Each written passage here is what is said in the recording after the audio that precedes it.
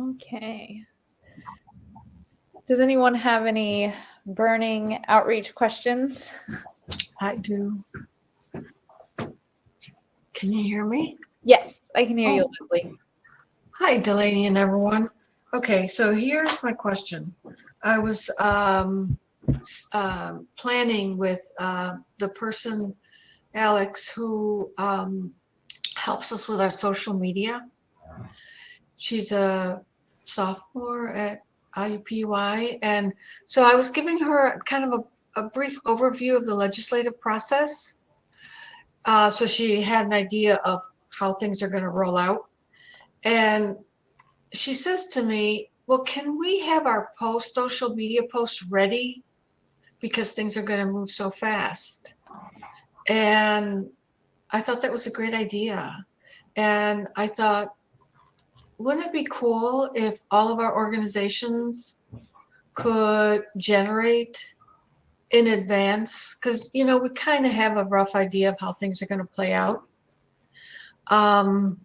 So kind of like thinking that through in advance so that we all have those posts kind of ready to go. Just a thought. I don't know. It's probably a lot of work. Yeah, I mean, as long as there's like capacity and time to do that, that would be great. I know that especially during the session, it changes all the time what bills are being heard or where it's at.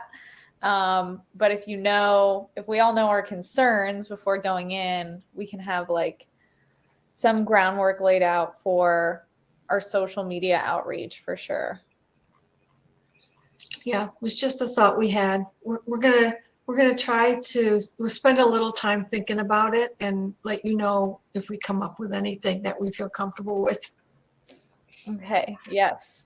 Because you're right, it takes a lot of time to do all of this stuff. It does. I mean, it's also great if, especially with building these relationships here, if collaboration took place on different social media accounts or social media takeovers or reposts and supporting other organizations, plugs for sure would be a great opportunity. Yeah, I think that's also a good point because I think it requires a little behind the scenes coordination to track all this stuff. So, for example, if Heck makes a post, I'm not very savvy with Facebook. That's part of the problem. I'm not proficient. I'm just learning. So if Heck makes a post, I don't necessarily know about it. So what I'm thinking is if there's a behind the scenes alert, hey, we just posted this to help, a little nudge for everybody to repost. I don't know. Yeah. I guess it's also helpful if you have someone manning your social media accounts, depending on who you follow. That can be an easy way to get updated about what everybody else has going on. I have another question, but I don't want to monopolize in case somebody else has a question. Let's see. I mean, if no one else has a question, I can always try and take your second question. Oh, it just slipped my mind. Forget it. I can't remember it. Sorry. You're good. Getting old.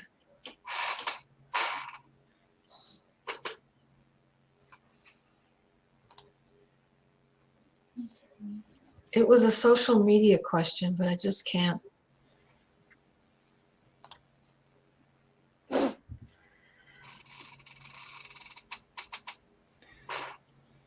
Let's see. Tim, are you able to get on? Or... I'm on and listening. Can you hear me? Okay, yes. Yeah, I don't know. For some reason, I'm not getting access to my camera, but I don't think anybody will miss that. So, We have your picture. That's good. yeah. Okay. Uh,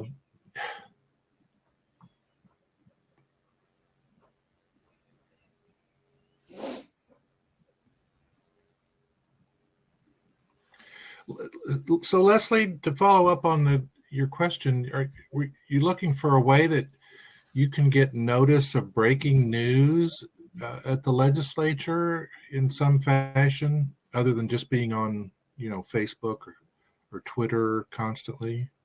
Is that what Yeah, you? see, I'm not a Twitter user. I'm not really a Facebook user, but Alex is. Alex isn't. She's a college student, so she's not really a Facebook user too. She's more Instagram. So we're kind of struggling with that. We want it. We're trying to use it more. Mm-hmm. Yeah. So here's a question.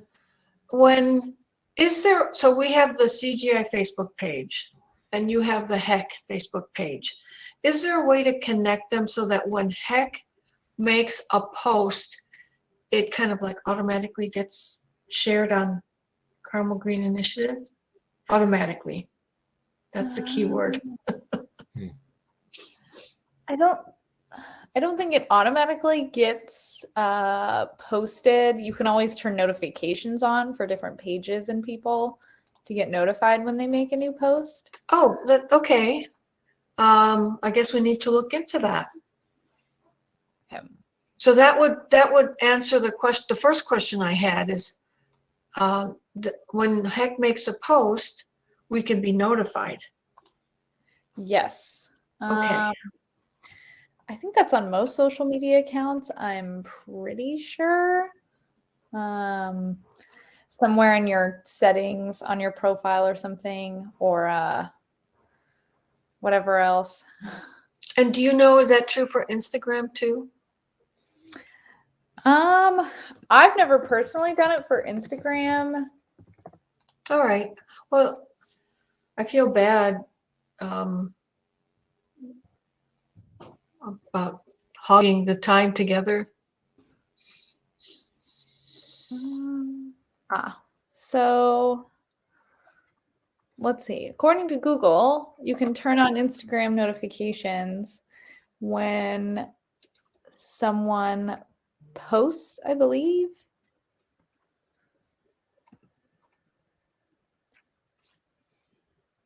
Yeah, Okay. I think that's what we need. Thanks for telling me about that. So if you go to someone else's account on Instagram or one of the posts that they have, there should be like a menu with 3 dots, and one of the options is turn on post notifications, I believe.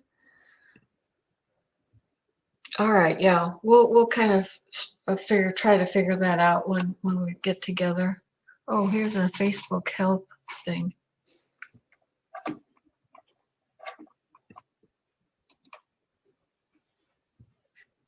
Oh, thank you for that link. I will share that. Thank you, Aspen.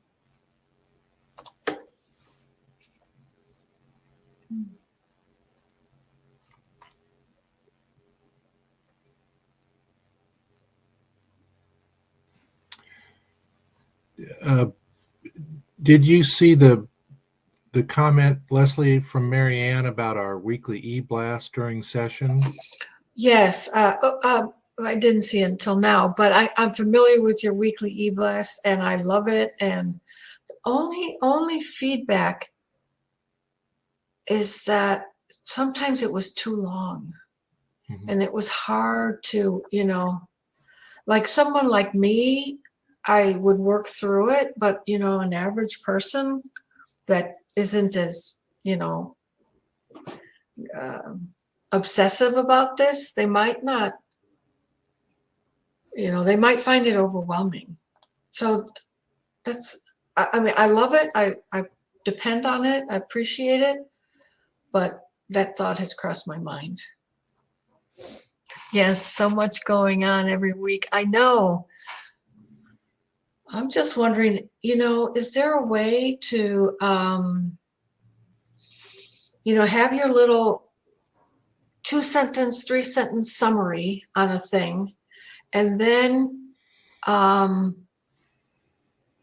link to your website, a web page, so that people can go there for all the details. Just a thought. I guess that is outreach/development team question, but I can definitely talk about it in our next meeting, see what we take from here and discuss that. Thanks for the suggestion. Yeah.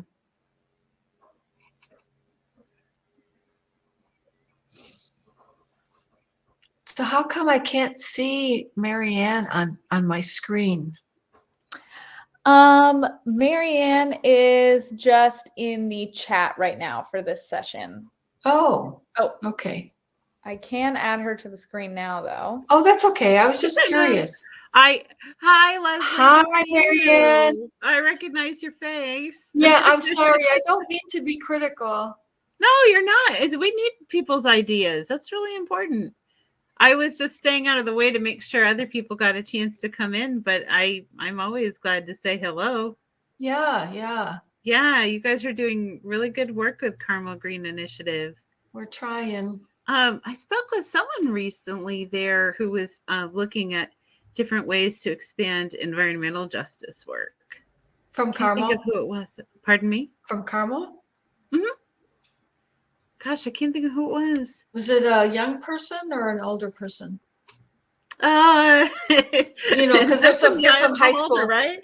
My gray hair, I still think that I fall in the younger category. Oh yeah. No, okay. Let me rephrase. Was it a high school student? No. Was it a student? No. Okay. All right. Male, female? Leslie, it's a woman. But Leslie, I'll think about it and I can private message you. Okay, sounds good. It'll pop in my head all of a sudden who it was. I get it. I can hear her voice, but I can't find her name.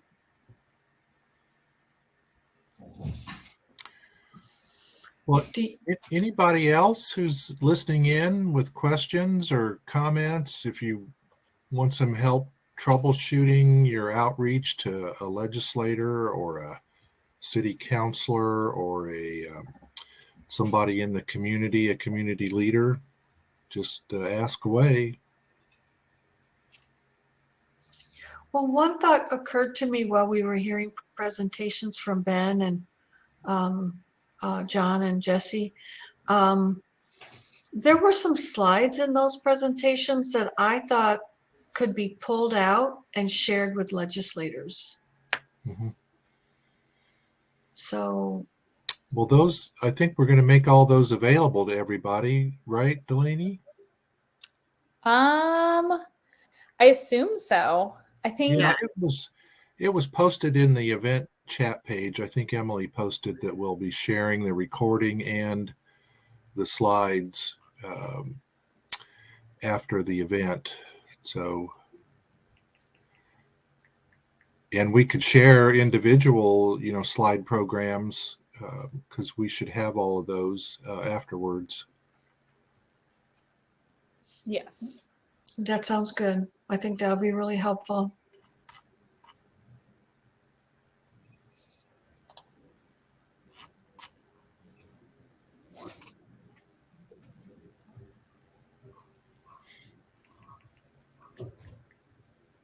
So nobody else is asking any questions. Well, Mary Blackburn just did. Okay. Wants to find a win-win on solar and CCR. That's coal ash. Well, the answer is yes, Mary. Starting last session, we had 2 bills, proactive bills on coal ash, and several proactive bills on solar. So we can, pull out for you the names of those people. on coal ash, I mean, there were two northern Indiana legislators, Pat Boy, a representative, and Karen Talion, a state senator. Karen Talion has retired, and her replacement is going to carry the torch on that coal ash legislation. So we'll see proactive bills on coal ash in the coming session. They'll have an uphill path, but they'll be there. And then there were several proactive solar bills to extend net metering last session, and those will be back around. So Tony Cook from Hamilton County, a Republican, has been involved in that, and I think J.D. Ford, a Democrat, in the Senate, and a few others, but happy to share those specific legislators with you. But I think certainly on solar, I think there's more Republican support, and we just need to marshal that and build on it. Mary, if you're hearing me, can you type in your who your legislators are?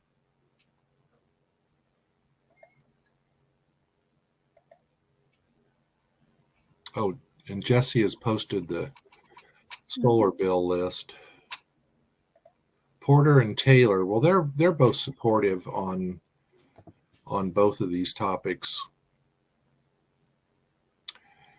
And Senator Alting, Republican from Lafayette, is going to have a climate bill that he's working with the student climate group up there.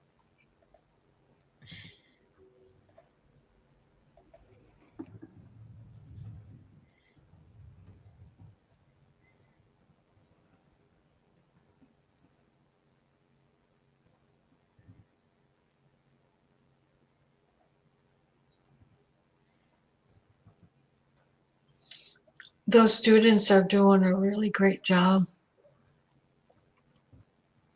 Yes. Yeah, actually, they're on the agenda for tomorrow. So yeah, that's right. I saw you had Rahul on there. Oh, and Ethan also.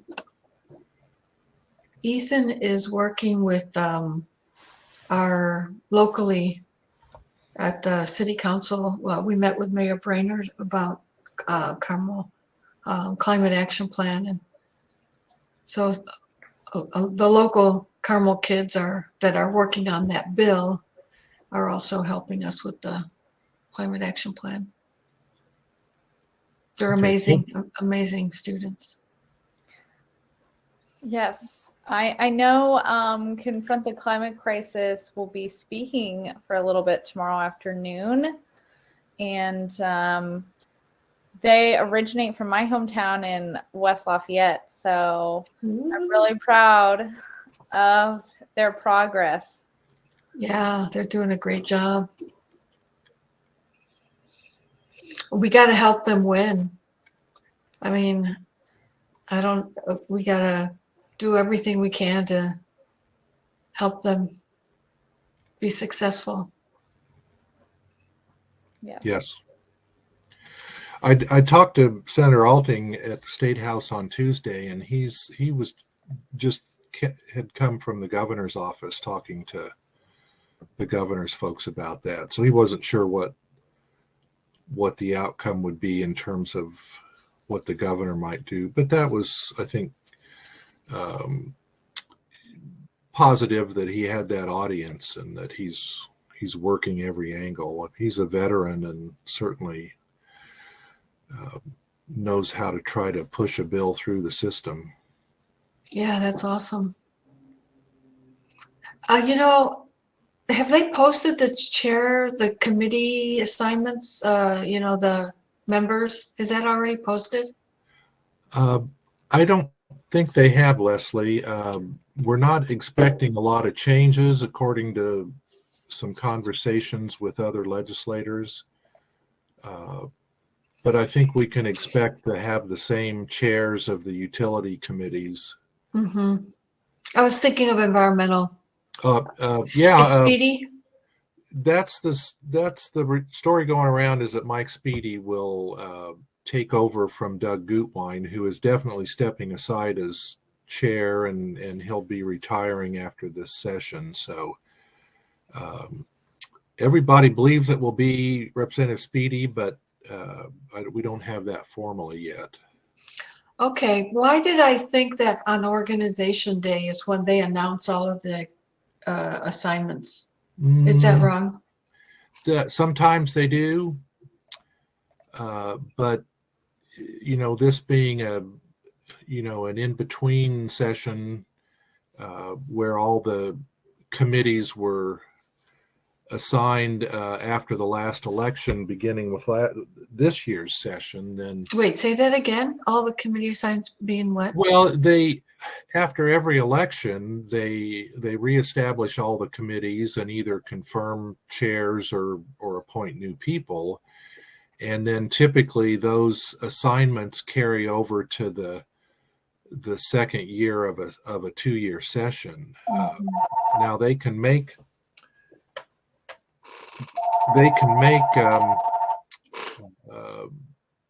new assignments, but it's typical they'll keep the same ones.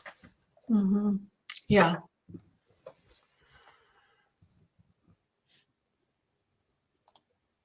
Unless somebody steps down like Representative Gutwein. One thing Representative Tor mentioned was that there's a lot of 11 GOP retirements. Have you heard that? I don't track it, so I don't know. Well, there are quite a few, yes. And I have that list here somewhere. But before I mention that, does Carmel Green talk to Tony Cook? Oh, I have, yeah. Okay. What I try to do is reach out to all the Hamilton County legislators, and I started doing that because when I started going to the legislative, the third house meetings, the chamber events for the legislative session, they were all there. Okay. So, good. yeah. You have a question about Tony Cook? No, I just wondered about your engagement with him because he is supportive of good renewable energy legislation. Yeah, he said he was going to reintroduce his bill, but that he has like 8 or 9 bills, and so he's trying to make sure that Soliday will give it a hearing if he introduces it. Mm-hmm. Yeah. Seem to be struggling with that a little bit. Okay. Which is frustrating. But Well, I mean, I'm not close with him, and then he's, I reach out every once in a while. Okay. Well, I see Jesse mentioned Representative Nagel too, Sharon Nagel from Attica up in Northwest Indiana. She is a champion of renewable energy. She's a Republican and is assuming a stronger role in the House Republican caucus. So a very thoughtful person. Yeah, she was a co-author on Cook's bill last session. Mm-hmm. Yeah. To your question about retirements, there's no one listed, or at least that I know of, in your area, except for Phil Boots, who I think has a little bit of Boone County. He'll be retiring after this session, and yeah, we don't follow him, but Tony Cook also. Yes, they eliminated his district, kind of. Yeah, Tony has announced retirement. Tom Saunders, who's really strong on environmental issues, Republican from Henry County, has announced his retirement. Tim Brown, the long-standing chair of House Ways and Means, is retiring.